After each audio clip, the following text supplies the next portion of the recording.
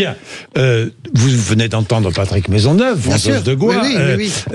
Marine Le Pen est donc condamnée, 4 ans de prison, dont 2 avec sursis et 2 avec bracelet électronique, 5 ans d'inéligibilité, avec exécution provisoire. Alors l'état actuel pourrait ne pas être candidate à la présidentielle.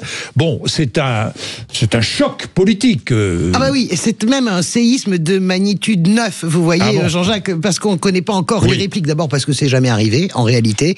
Ça ne s'est jamais produit, sauf peut-être avec François Fillon, mais il était déjà engagé dans la course à la présidentielle. Alors la première réplique, ça a été celle de Marine Le Pen hier à 20h sur TF1. Combatif, ça c'est sûr sur la forme, mais en fait vaincue avec un discours un peu décousu. Pourquoi ? Parce que Marine Le Pen, en son fort intérieur, sait très bien que ce petit chemin dont elle parle existe à peine. Il faudrait quoi ? Il faudrait que la cour d'appel examine avant 18 mois, quand on sait, comme nous l'a dit Jean-Yves Le Borgne, que les délais c'est minimum 2 ans. Avant 18 mois, un appel à surseoir à l'exécution provisoire.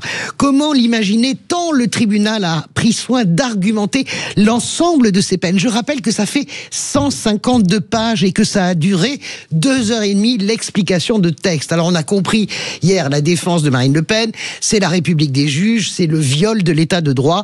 Il est tellement fort d'ailleurs qu'on en oublie, Jean-Jacques, et je vous remercie de le préciser, qu'on en oublie la condamnation. Parce que c'est une condamnation très lourde pour détournement de fonds, plus de 4 millions d'euros, sans enrichissement personnel.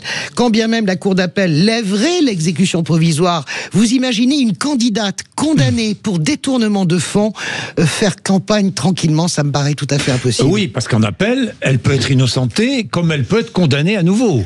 Et si elle est condamnée, et oui, peut-être plus lourdement, je sais pas. Enfin bon, mais si elle est condamnée à nouveau, ce serait difficile pour elle de se présenter quand même. Hein. Oui, bien sûr. Toute la défense tourne autour de la fameuse exécution provisoire. Oui, alors je rappelle, on va être de l'inéligibilité. Bien sûr, je rappelle que le tribunal n'a fait qu'appliquer une loi. Hein. C'est la loi. Mais sur les parlementaires. Oui. Alors, ce qui est extraordinaire dans tout ça, c'est qu'aujourd'hui, je vois des parlementaires critiquer un jugement qui applique la loi votée par des parlementaires. Donc, puis, moi, je veux bien tout ce qu'on veut. Et puis cette loi a été très largement votée. Et puis vous parlez d'une personne qui s'appelle Marine Le Pen. Vous savez, les réseaux sociaux, c'est terrible parce que remonte une vidéo d'il y a quelques années où Marine Le Pen demandait l'inéligibilité à vie. Vous imaginez. Voilà, donc cette exécution provisoire, en fait, elle est argumentée sur 2 points. Le premier, c'est empêcher la récidive. Et ça n'a rien de farfelu, contrairement à ce que j'entends depuis hier, car elle a été reconnue coupable d'avoir mis en place un système, c'est ça le principe du système de détournement, l'empêcher donc de recommencer, ça c'est le point de vue du tribunal. Et puis deuxièmement, on l'a pas assez dit, mais le tribunal ne veut pas qu'elle puisse faire appel et se présenter à une élection présidentielle avec la possibilité que l'immunité présidentielle suspende l'ensemble de la procédure judiciaire. Ça c'est probablement l'argument le plus fort dans l'exécution provisoire. Mais sur l'exécution provisoire, c'est là où il y a débat. Hein. C'est ce que disait Jean-Yves Le Borgne. Bien sûr. Il y a là débat. Est-ce que la loi est bien écrite ou pas bien écrite? Il faudra refaire la loi. Bien.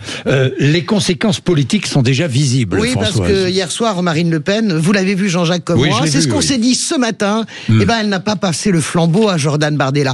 Et elle l'a même fait d'une manière assez cavalière. Quand on lui dit est-ce que c'est Jordan Bardella, elle dit oui, c'est un atout formidable, mais il est trop tôt pour le jouer. Moi, qu'est-ce que je lis en sous-titre? Eh bien, je dis il est trop jeune.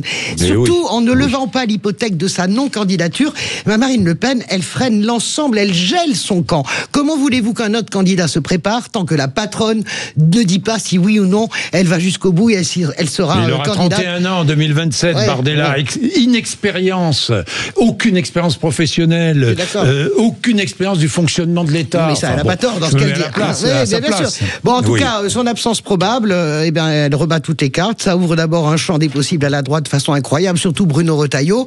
Ça affaiblit aussi Jean-Luc Mélenchon en miroir, puisque tout est construit par Jean-Luc Mélenchon sur le second tour et une victoire face à Jean-Marie Le Pen. Puis vous avez entendu Patrick Maisonneuve. Il y a aussi l'affaire des assistants parlementaires de Jean-Luc Mélenchon qui est à l'instruction. Pour le moment, elle n'est pas audiencée, on va voir.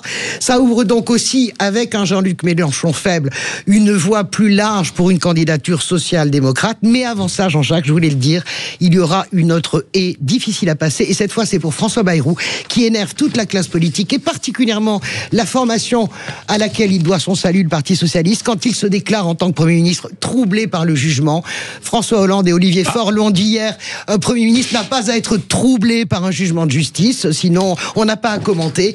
Donc, ça s'appelle quoi ? Ça s'appelle la censure, peut-être, qui se profile. Bien, il est 7h51, vous êtes sur Sud Radio, vous réagissez.